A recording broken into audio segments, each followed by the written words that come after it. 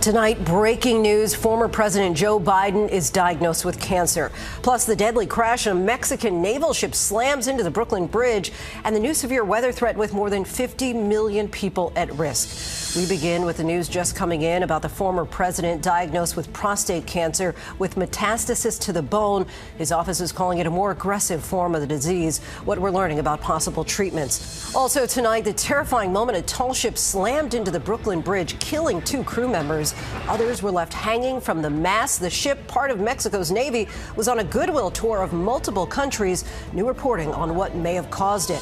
The FBI says the man believed to be the suspect in the Palm Springs bombing was a 25-year-old who targeted a fertility clinic in what they're calling an intentional act of terrorism. What his writings reveal about a motive. The building was largely destroyed, but the embryos were saved. The death toll is rising from those violent storms that ripped through the South and Midwest. We speak with a family that was inside their home when their house was thrown across the street. Plus, the new severe threat, many of those same areas could be hit again. New details in that shocking jailbreak in New Orleans. Police are now checking cameras, hoping to use facial recognition to find them. High-stakes phone calls. President Trump is planning to speak with Vladimir Putin and Vladimir Zelensky and seeking a peace deal for Ukraine.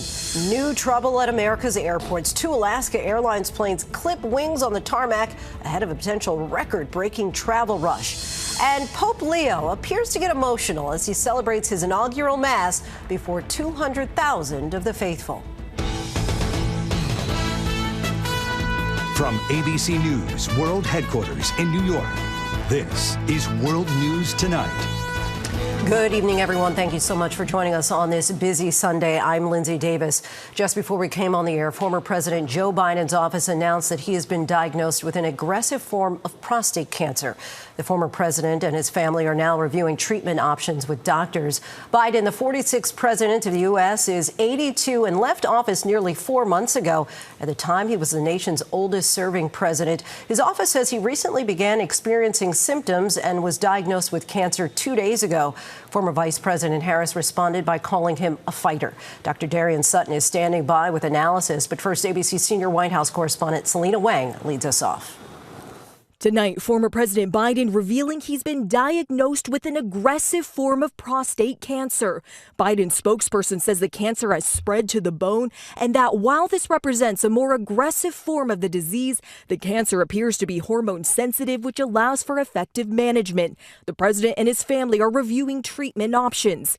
The spokesperson says the 82-year-old was experiencing increasing urinary symptoms days after they announced doctors found a small nodule on the 82-year-old's prostate. His prostate cancer is characterized with a Gleason score of 9, which medical experts say indicates that cancer cells are likely to grow and spread rapidly.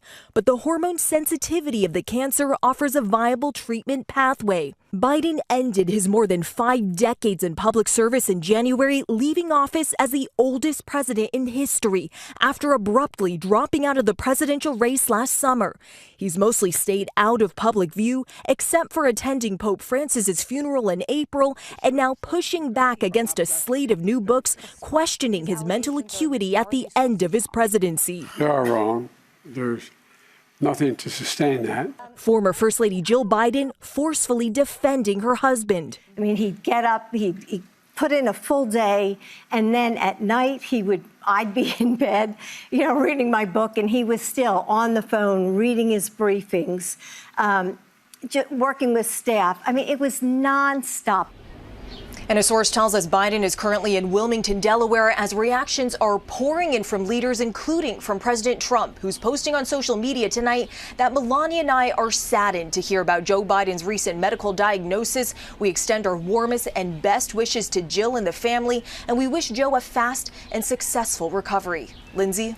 So many share a similar sentiment. Selena, thank you. Let's bring in ABC News medical correspondent Dr. Darian Sutton. And we should note you have never treated the former president. But based on just his age, how common would you say is a prostate cancer diagnosis at this stage of life? It's very common. Approximately 3 million men are living with this diagnosis this year. An additional approximate 300,000 men will be diagnosed with prostate cancer. Now, the risk of the diagnosis of prostate cancer increases with age. Approximately 60% of those who receive this diagnosis diagnosis are over the age of 65. So this fits in line with that. But just another reminder of why it's so important to continue with screening, because most often an early diagnosis has the best outcomes. However, with metastasis and other factors as well as age and the medical history of the patient, that helps us to better understand the specifics of that risk. Of course, always important to stay updated with those tests.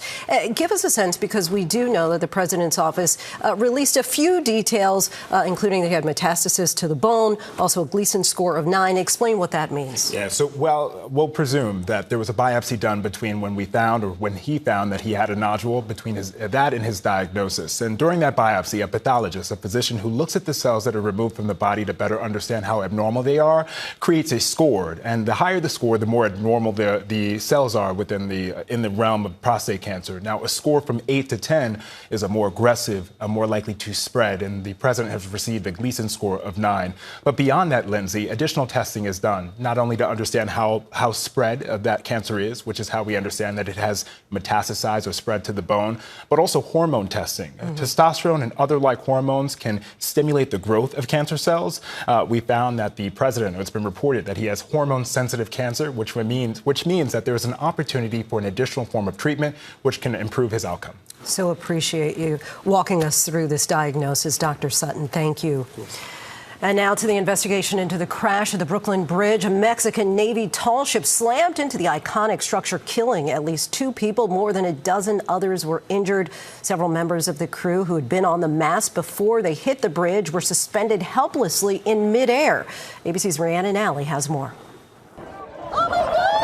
Tonight, the terrifying moments when this Mexican Navy tall ship carrying nearly 300 people slammed into the Brooklyn Bridge, killing 2 crew members and injuring more than a dozen. We're about to watch it crash into the Brooklyn Bridge. Dramatic videos from land capturing the moment it happened at about 8:20 Saturday night. The captain that was maneuvering the ship lost, power of the ship. You can see it traveling backwards when the masts hit the bridge, one after another.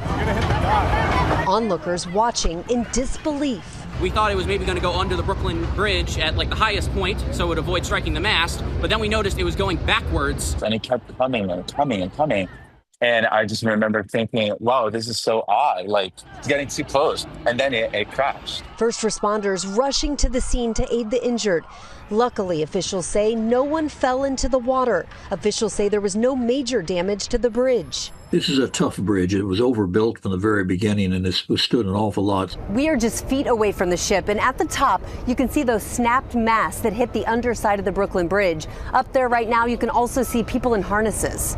NTSB investigators among those now on the scene. What the NTSB is going to do is treat this exactly like they would an air accident. They're going to take a look at everything. This crash brings back memories of March 2024, when a cargo ship slammed into the Francis Scott Key Bridge in Baltimore after it lost power, causing a catastrophic collapse. 6 construction workers were killed.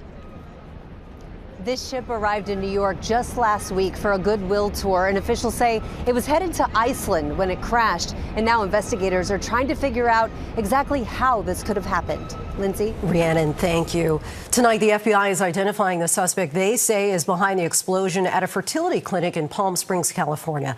They believe 25-year-old Guy Edward Bartkus was killed in the blast. And tonight, what authorities are saying about a possible motive. ABC's Jacqueline Lee reports from Palm Springs. Tonight, the FBI revealing who they suspect was behind the car explosion, seen here rocking a Palm Springs fertility clinic. We are fairly confident that that subject is Guy Edward Bartkus, 25-year-old, and this was a targeted attack against the IVF facility. The blast collapsing buildings, blowing out windows, killing the suspect and injuring 4 others. Authorities saying it was an act of terrorism and calling Bartkus nihilistic. We are able to save all of the embryos at this facility. Good guys 1, bad guys 0. In writings reviewed by ABC News, Bartkus believed the world should not be populated. The U.S. Attorney in Los Angeles describing the writings as a, quote, anti-pro-life manifesto.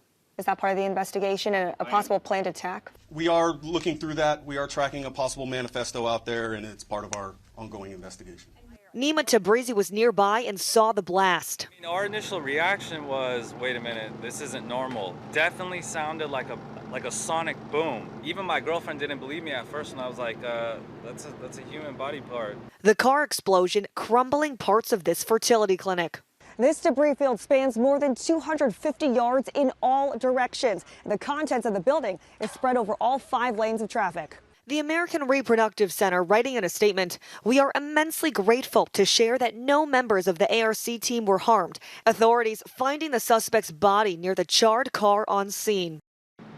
Lindsay, authorities confirmed the suspect tried to live stream the explosion. Officials executed a search warrant at his home in the city of 29 Palms. And of course, the investigation is ongoing. Lindsay. Jacqueline, thank you. Now to the devastation in parts of the Midwest and South with more severe weather on the way. Entire city blocks in St. Louis now reduced to rubble. At least 5 people are confirmed dead in the city.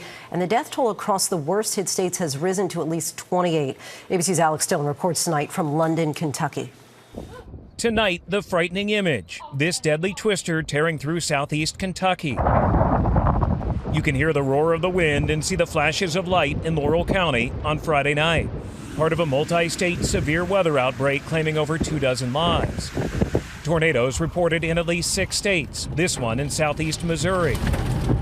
Back in Laurel County, Kentucky tonight, cleanup is underway as those injured by the tornado are returning to see what's left. About where the Tahoe's sitting now was a kitchen. David Farler, his wife, daughter, and 4 grandchildren hid in closets in the home he built by hand, which looked like this before the tornado hit. Incredibly, his home lifted off the ground with the family inside and was carried across the street. I figured, when is this going to stop? It felt like it went on forever. My wife said she was floating around. Buried under debris, including granite countertops, the entire family made it out alive with only minor injuries, able to dig themselves out. David took me back to see what remains of the home. You thought it was the end? I thought it was the end. I've never come that close to death before in my life. At least 19 people killed in this state, 17 in the county alone. Each a child of God, missed by their family that have people mourning them right now. And tonight, we're learning some of their names. Major Leslie Roger Leatherman of the Laurel County Fire Department was fatally injured while responding to the tornado. The department writing, his courage, commitment, and sacrifice will never be forgotten. In Missouri, the city of St. Louis also hit hard. An estimated 5,000 buildings impacted there, 5 people losing their lives in the city, more than 3 dozen injured. And Lindsay, this is where that family home once stood that blew down the street, the SUV where their kitchen was, and this area is bracing for more severe weather later this week. Lindsay. Our hearts certainly go out to those families, Alex. Thank you. And now, as you mentioned, a new severe weather threat is targeting millions again this week. These images from this afternoon show a tornado moving near the Denver airport. Tornado watches are in effect from Texas to Nebraska. Let's bring in WABC meteorologist Danny Beckstrom from our New York station. Danny, what's the greatest risk tonight?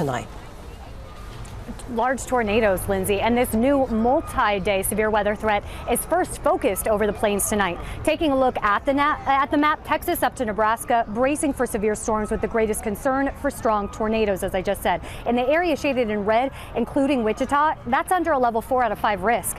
Tomorrow, many of these same cities stay in the threat zone, but it also spreads east into much of Missouri, including St. Louis, still dealing with Friday's damage. A wide area at risk for very large hail and strong tornadoes. Tuesday, the threat shifts east again, with numerous severe storms expected from northern Louisiana into nearly all of Kentucky, where they're bracing for the second round in just a matter of days. Lindsay? No rest for the weary. Danny, thank you. We're learning more tonight about the brazen jailbreak by 10 inmates in New Orleans. An urgent manhunt is underway for the 7 men still on the loose. ABC's Faith Abube reports from New Orleans. Faith, tell us what you're learning.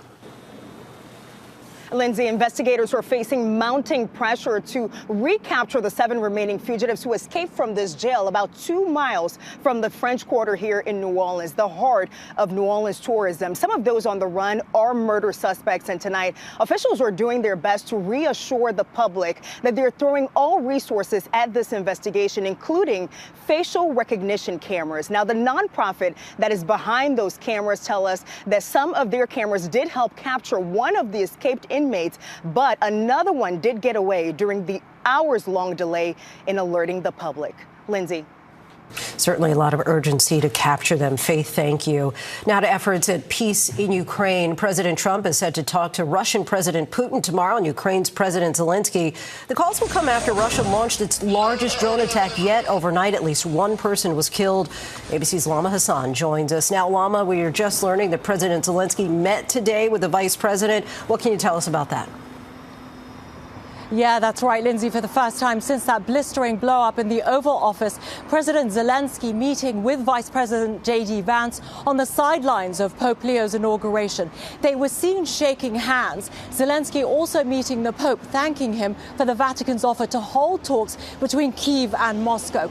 President Trump saying he will call President Putin at 10 a.m. tomorrow. This is a crucial call. The stakes are high. He believes a ceasefire will take place. Trump will then speak with President Zelensky and NATO leaders. This comes after a diplomatic push for peace in Istanbul, holding direct talks for the first time in 3 years. Both sides agreeing to exchange 1,000 prisoners of war. The two sides still far apart on key issues, but what they did agree on is to continue talking. Lindsay.